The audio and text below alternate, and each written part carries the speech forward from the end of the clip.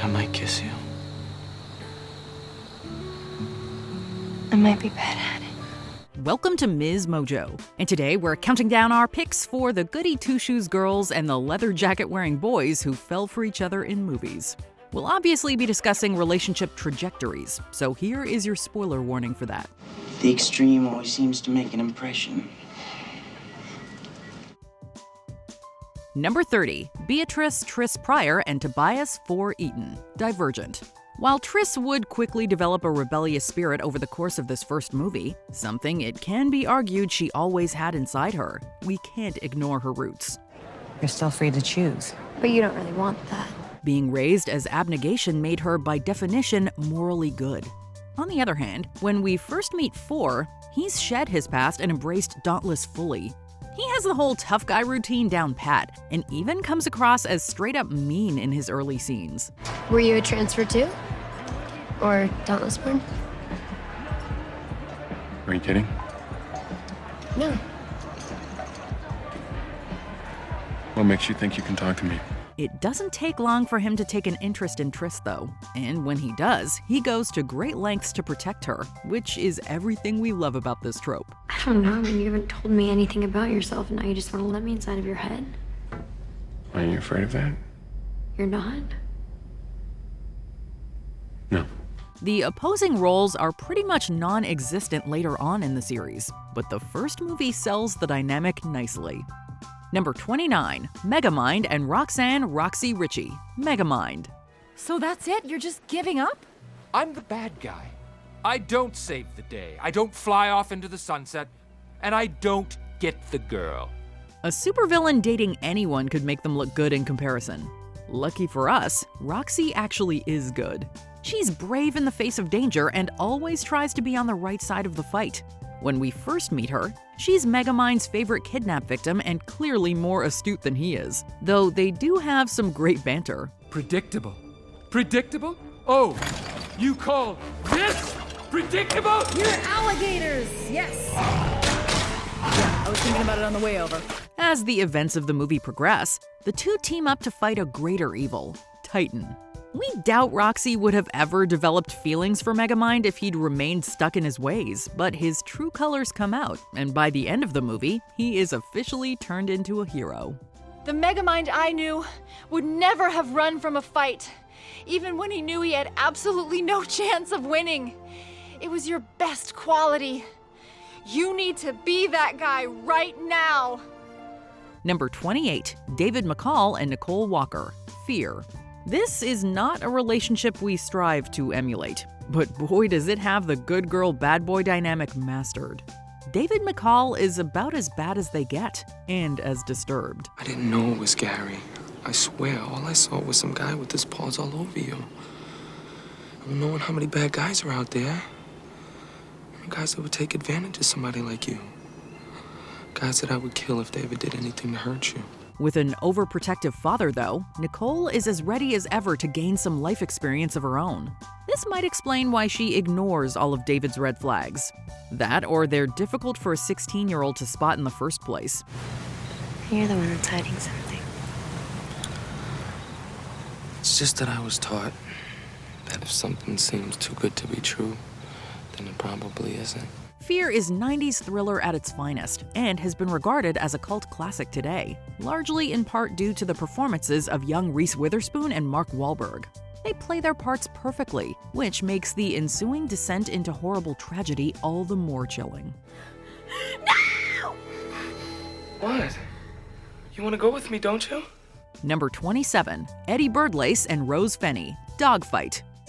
All of you are just vicious! I'm sorry! How can you be sorry? You have no feelings. You're just a worthless excuse for a human being. Birdlace is a complete and utter jerk at the beginning of this movie, but at least he's self-aware. The Marines have this horrible tradition where they try to pick up the ugliest girl, and whoever brings the worst-looking date gets the prize money. Birdlace is pretty desperate by the time he walks into Rose's mother's coffee shop and tries to convince Rose, who's timid and soft-spoken, to go to a party with him. Wow. Oh, please don't stop. You sound real good. There's one big problem, though. Rose is actually pretty cool. She's responsible but has big dreams, and she cleans up real nice. Jesus, God. You look great. Yeah, Oh, outstanding. thanks. As is typical in these stories, she finds out about the competition, but Birdlace at least has the good sense to try making it up to her. I want you to stop swearing. Okay.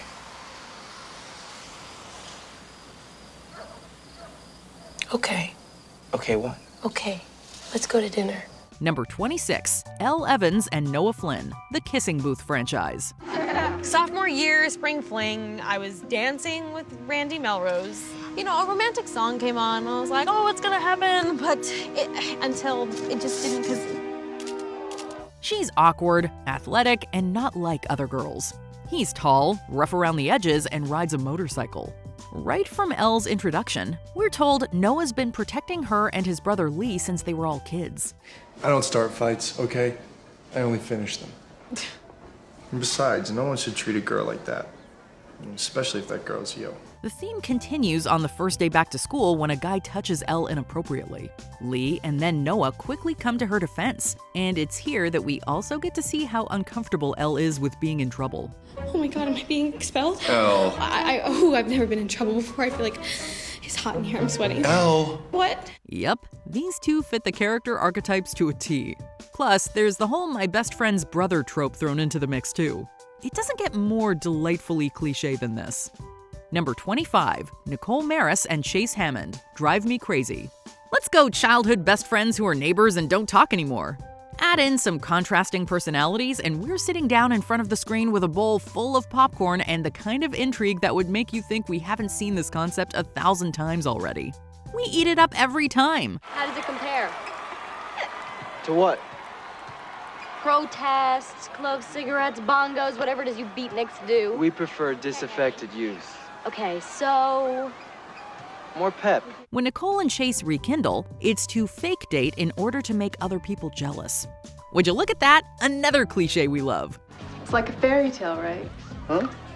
I mean, you and Nicole. Falling in love with the girl next door. Oh, yeah, right. Nicole helps Chase fit in with her preppy crowd, and Nicole discovers she gets along with his misfit friends too. As you might have guessed, the two fit into each other's worlds pretty well and begin to realize they've fallen for each other. So, who are we making jealous? Everyone, Nicole. Number 24, Stella Grant and William Will Newman, 5 feet apart. Due to their cystic fibrosis, Stella and Will have to stay 6 feet apart at all times. When they first meet at the hospital, Stella doesn't take to Will's disregard for the rules. Let me guess. You're the kind of guy that ignores the rules because it makes you feel in control. Am I right? You're not wrong. You think that's cute? Where other teens could get detention for troublemaking, for Will and Stella, it could cost them their lives. Will, stop! Oh my god! God. Relax. They definitely have different outlooks on their illnesses, and it adds a unique dimension to how their relationship progresses. I need to know that things are in order, and I know that you're not doing your treatments, and it's really, really messing me up. The heart wants what it wants, and inevitably, the two develop feelings for each other. Fair warning if you're gonna watch this one, it is emotional. Number 23, Anastasia, aka Anya, and Dimitri. Anastasia. After losing her memory and being brought up in an orphanage, Anya's ability to sniff out a scam could use a little work. 3, 2, 1. Dimitri! Right in the palm of our hand. Dimitri recruits her to pass her off as the lost Grand Duchess and claim the prize money. Just think, Vlad, no more forging papers, no more stolen goods. We'll have 3 tickets out of here. 1 for you, 1 for me, and 1 for Anastasia! Despite Dimitri being a con man, there's something so undeniably charming about him. Not only does he quickly morph into someone worth rooting for after meeting Anastasia, he ends up with such a strong moral compass that he doesn't even take the reward money by the time he gets it. I accept your gratitude, Your Highness. But I don't want the money. What do you want then? Unfortunately, nothing you can give. The bad boy to man so in love he would do anything for the girl pipeline is one we never get tired of. Number 22, Zachary Zach Seiler and Lainey Boggs. She's all that. After his girlfriend ditches him for a reality TV star, Zach's left with a broken heart and bruised ego. He posits that any girl could replace Taylor Vaughn, and to prove it, quote, scary and inaccessible art student Lainey Boggs is selected as his project. While these characters fall more into the popular boy and outcast girl, even their grades are not what you would expect from their reputations, they still play off the good-bad dynamic well. So, Lanny, listen, I was wondering if maybe you'd want to... Let's go, Simon. Embarrass me horribly in front of all these people. Zach is a player after all, and Lainey is far from being a troublemaker. Do you know how many gallons of chemicals are dumped into the oceans each year? Don't you ever just kick back? Although this movie definitely falls victim to the she's pretty under the glasses platitude, the connection the two form is sweet and genuine. Sometimes, when you open up to people, you let the bad in with the good. That's all. Number 21, Katarina Kat Stratford and Patrick Verona. 10 Things I Hate About You. What did I miss? The oppressive patriarchal values that dictate our education. Good. Kat doesn't fall under the term good girl super neatly. She's loud, opinionated, and by no means afraid to stand up for herself. The way you expressed your opinion to Bobby Ridgway. By the way, his testicle retrieval operation went quite well, in case you're interested.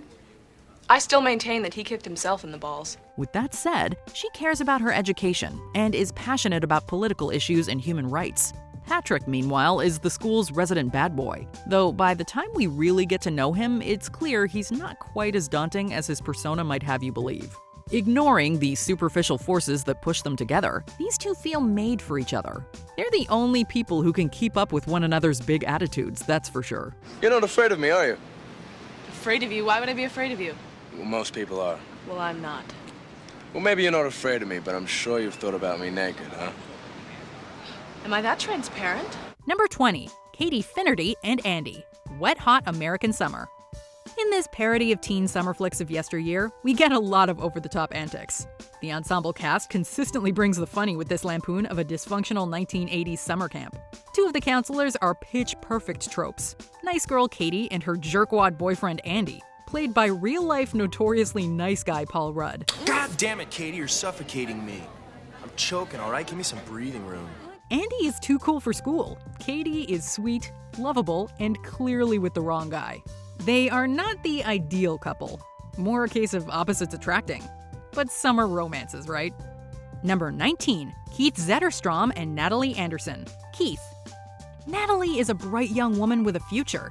Dreams of university, a tennis scholarship, and a cute boyfriend. Enter Keith, whose sole personality trait is apparently his damage. After Natalie finally agrees to go on a non-date with the mysterious slacker, she falls for his laid-back charm. He's not exactly the best influence. Natalie's marks begin to suffer, and she's suspended from school when she tries to find out Keith's real address. She even loses her virginity to him, only to have him dismiss her feelings. You know, I thought you were different. But you're not different. You're just another immature little boy. You're right. I am wasting my time here. Hey, bad boys do not always make great boyfriends. It's in the name. Turns out, Keith has a sad secret. But he does manage to express how he feels before it's too late. Then I met you, and it got weird. And you were so amazing. Number 18, Vance Van Wilder Jr. and Gwen Pearson, National Lampoon's Van Wilder. In one of the many college shock comedies of the early 2000s, we meet Vance Van Wilder Jr. and Gwen Pearson. Is there anything you could tell me about yourself that I haven't already found out through public records? Uh-huh. I'll be at the quad tomorrow night at 10. Sound good? Yes. It's a date. It's an interview, not a date. Van is a perma senior at Coolidge College who never wants the party to end. Gwen is a talented up-and-coming journalist at the college paper. When they team up to boost their popularity and marketability respectively, sparks begin to fly. Van seemingly has the ability to charm the pants off of anyone. When he finally gets his act together and commits to graduating, he proves to Gwen that he knows more than one way to have a good time. There's so much that I need to say. The article. Number 17, Will Hunting and Skylar. Good Will Hunting. Will is a bit rough around the edges, but that doesn't stop him from winning the heart of Skylar, a student at Harvard. You're an idiot. I've been sitting over there for 45 minutes waiting for you to come and talk to me. But I'm tired now and I have to go home. And I couldn't sit there anymore waiting for you. Of course, he's no slouch himself in the brains department. The brilliant blue-collar worker catches most people he meets off guard with his stunning intellect and astute insights. However, he can at times be his own worst enemy, letting his inner turmoil hold him back. Skylar doesn't see him as a project to fix, but constantly motivates him to be better. What aren't you scared of? You live in this safe little world where no one challenges you and you're scared shitless to do anything else because Don't tell me about my world. Don't tell me about my world. She helps him understand that he can do more with his life and shouldn't ignore opportunity when it comes knocking. Number 16, Rapunzel and Flynn Rider, also known as Eugene Fitzherbert, Tangled. She's as sheltered as a girl can get. He's an outlaw with a devil-may-care attitude. And maybe the chance she's been waiting for. All right, listen, I didn't want to have to do this, but you leave me no choice. Here comes the smolder.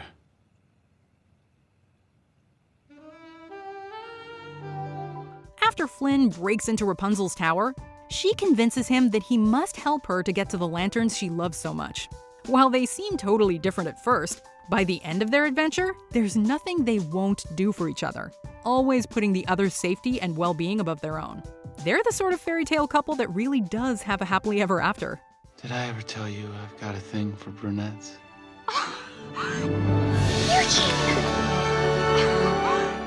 Number 15, Jacob Palmer and Hannah Weaver, Crazy Stupid Love. Jacob is one of those guys who thinks he's all that. He's got looks, can sweet talk, and seems to bring home a different woman every night. But at least one gal sees through his shtick to the womanizer he really is. Don't you think you're a little old to be using cheesy pickup lines? Hannah, a law school graduate, thinks she's with the man of her dreams.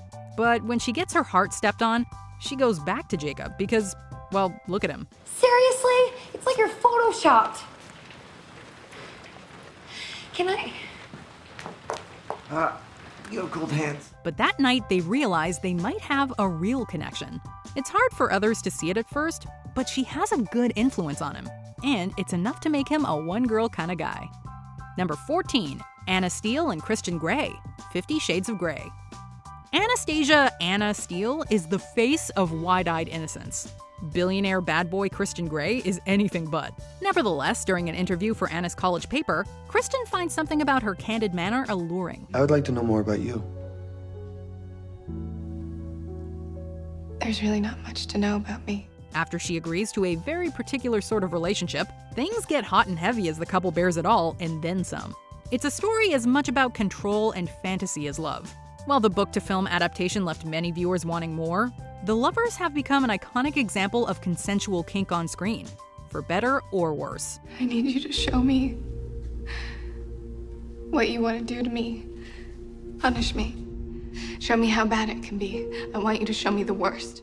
Number 13, Lady and Tramp, Lady and the Tramp. Tramp is a carefree mutt, living on the road and dodging the dog catcher, while Lady is a perfectly prim, purebred house pet. She thinks she has the perfect life, but with a new arrival at home, everything gets shaken up. When Lady ends up out on her own, Tramp comes to her rescue and tries to show her what it means to live footloose and color-free. I'm afraid I don't understand. It's simple. You see, hey, something tells me it's supper time. The adorable Poochie pair even shares one of film's most iconic dinner scenes. Together, they each learn more about life from one another. But in the end, it's still all puppy love. Number 12, Sutter Keeley and Amy Finnicky, The Spectacular Now. Amy, you're absolutely beautiful. Oh my god, no. Sutter Keeley is a classic party animal whose actions are starting to catch up with him. After a night of drinking, he wakes up on Amy Finnicky's front lawn, and things begin to change for the better. Although he's seen her in classes, he never knew her name. They start spending time together, and Sutter realizes she's taking on more responsibility at home than she ought to be because of a layabout mother. She's Amy, alone. your mom is a grown woman. She can take care of the paper route herself. They begin to open up about their personal troubles, finding solace in each other. While Sutter is bogged down by his own personal demons, Amy helps him to challenge them. I love you. Number 11, Tyler Gage and Nora Clark, Step Up. We be the outcasts. After a little breaking and entering, and doing serious damage to a local art school's theater, Tyler Gage must complete 200 hours of community service at the school. While there, he encounters Nora Clark, a dancer who's getting ready for her senior showcase. You look beautiful. Thank you. When her partner is injured, Tyler offers to step up. She's reluctant at first, but after seeing his moves, reconsiders. At first, they don't get along, but as they dance, teaching one another their styles, a bond begins to grow. You want to lift me? Are you kidding? Does it look like I'm kidding? Despite their struggles and disagreements, they perform together, with Tyler eventually realizing he needs to turn his life around.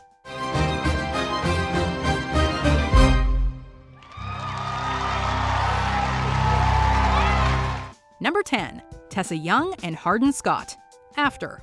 I don't think we can ever be just friends.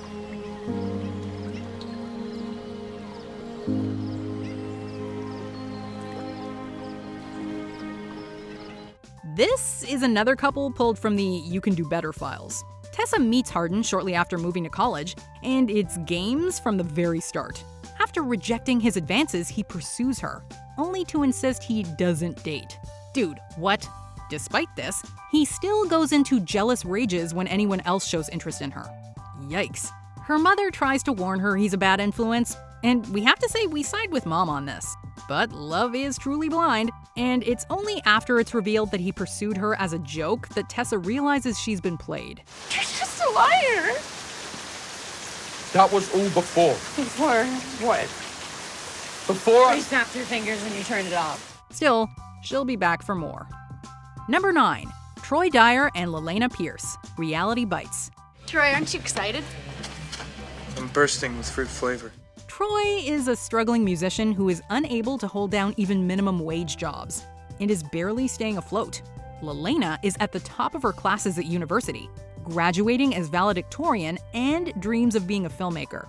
Despite a mutual attraction, they have trouble truly expressing those sentiments as their lives lead them down rocky paths. You better do it now, and you better do it fast, because the world doesn't owe you any favors. Even when they finally do come together, it seems that Troy's blown it. And it isn't until faced with the death of a loved one that he understands how short and precious life is. Where are you going? Just gonna look for you. Number 8, Annette Hargrove and Sebastian Valmont, Cruel Intentions. Screwing the new headmaster's daughter before school starts. She'll be my greatest victory. Sebastian Valmont initially can be described in 2 words: the worst. He is depraved enough to even make his shrink give up on him. He sees women as sexual conquests and nothing more. So when he challenges himself to corrupt the literal poster girl for chastity, he feels he's more than up to the task. What he didn't count on was for Annette Hargrove to be so level-headed. It's because I don't trust myself with you. She's well onto his game and knows all about him and his womanizing ways. But as they get to know each other, not just as prey and prize, but as real people, they find they're actually a perfect match. I'm impressed. Well, I'm in love. Number 7, Han Solo and Princess Leia Organa, the Star Wars franchise. Why, you stuck-up, half-witted, scruffy-looking nerf herder! A royal rebel leader meets a scruffy-looking nerf herder. Tale as old as time, really. Princess Leia fights the good fight and is about as badass as they come. So she's more than a match for the swaggering smuggler Han Solo. At first glance, they couldn't seem more mismatched. He's looking out for numero uno, and numero chuo, and she's looking out for the well-being of an entire galaxy. But at heart, they know what's on the line and grow closer for it. While throughout the franchise, their romance is tumultuous, when it comes right down to it, they just know. I love you. I know. Number 6, John Bender and Claire Standish, The Breakfast Club. Do you belong to the physics club? That's an academic club. We could never forget about you two. At first, it seems that the kids in detention at Shermer High School have nothing in common, but none so much as the princess Claire Standish and the criminal John Bender. Where's your lunch? You're wearing it. Claire is popular and perfect. Bender is a troublemaker with abusive parents. But as their time in detention wears on, Bender challenges Claire's ideas of perfection and why she feels the need to impress others. So you just stripped to the things that you know. Shopping, nail polish, your father's BMW, and your poor, rich, drunk mother in the Caribbean. And as far She begins to see that people are more than just the labels they're given. By the end, there's a growing attraction between them, and it's clear that they both see each other for who they really are.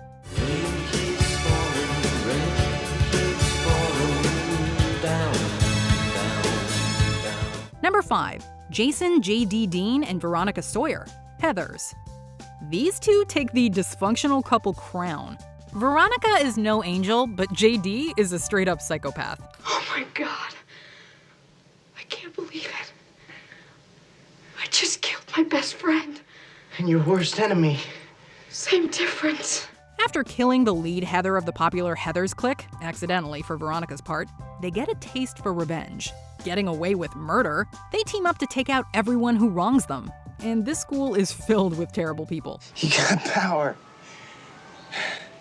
Power I didn't think you had. Things get out of control, and Veronica realizes almost too late that it's up to her to stop her disturbed boyfriend from doing something truly unthinkable. No, they're not a great couple, but in the canon of 80s teen films, they are certainly iconic. Number 4. Frances Baby Houseman and Johnny Castle, Dirty Dancing. Who's that? Oh, them. They're the dance people. They're here to keep the guests happy. While vacationing with her family in the Catskills, Frances Baby Houseman begins crushing hard on the resort's dancing instructor, Johnny Castle. At a secret staff party, Baby is shocked and intrigued to see the type of dancing they do after hours. When Johnny's dance partner Penny needs an abortion, it's suggested that Baby replace her. Johnny is skeptical but agrees, and Baby begins to improve. There are many complications along their road, but when Johnny leads her to the stage for the final show, they are not the only ones having the time of their lives.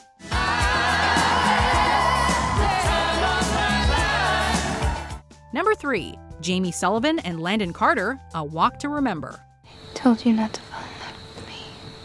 One of the popular kids, Landon has barely noticed the minister's daughter, Jamie Sullivan, despite having known her since childhood. She's considered a weirdo for her modest outfits and lack of makeup. When she offers to help him learn lines for the school play, he worries that associating with her will ruin his image. But the more time they spend together, the more their friendship and feelings for one another grow. They begin to date, but when he wants to talk about the future, he's devastated to discover she has leukemia, and the prognosis is not good. He ends up a better person for having known her, despite their star-crossed paths. Number 2. Crybaby Wade Walker and Allison Vernon Williams, Crybaby. Kiss me. Kiss me hard. Crybaby, a gang leader, and Allison, a real square, are two kids from opposite sides of the tracks, united by their tragic upbringings. His folks were both sent to the electric chair. Her parents both died in 2 separate plane crashes. Framed for a crime he didn't commit, Crybaby is sent to prison. Judge, let Allison go and I'll take the full blame. I didn't mean no harm, Mrs. Vernon Williams. I may be a Drake, but I love your granddaughter. And if that's a crime, I'll stand convicted. Understandably, this is a strain on their relationship, and it takes some convincing for Allison to come around. They both have a lot of hurt inside, but are still able to find solace in each other. Before we continue, be sure to subscribe to our channel and ring the bell to get notified about our latest videos. You have the option to be notified for occasional videos or all of them. If you're on your phone, make sure you go into your settings and switch on notifications. Number 1. Danny Zuko and Sandy Olsen, Grease. Danny, is this the end? Of course not. It's only the beginning. Their brief romance was intense, but when summer ended, Sandy and Danny thought they'd never see each other again. To both of their surprise, they wind up at the same high school in the fall. Sandy! Danny? What are you doing here? But while Sandy is still the sweet young lady she's always been, she is shocked to see that at school, Danny is a totally different person. A greaser and the leader of the T-Birds, he acts like he's too cool for her. Once he realizes how he's made her feel, he tries everything to win her back. By the end of the school year, both realize that compromise is the key and decide that what they really want is each other. Sandy! Tell me about it, Stud. What's your favorite romantic trope? Let us know in the comments. Wow. You too. Do you agree with our picks? Check out this other recent clip from MsMojo. And be sure to subscribe and ring the bell to be notified about our latest videos.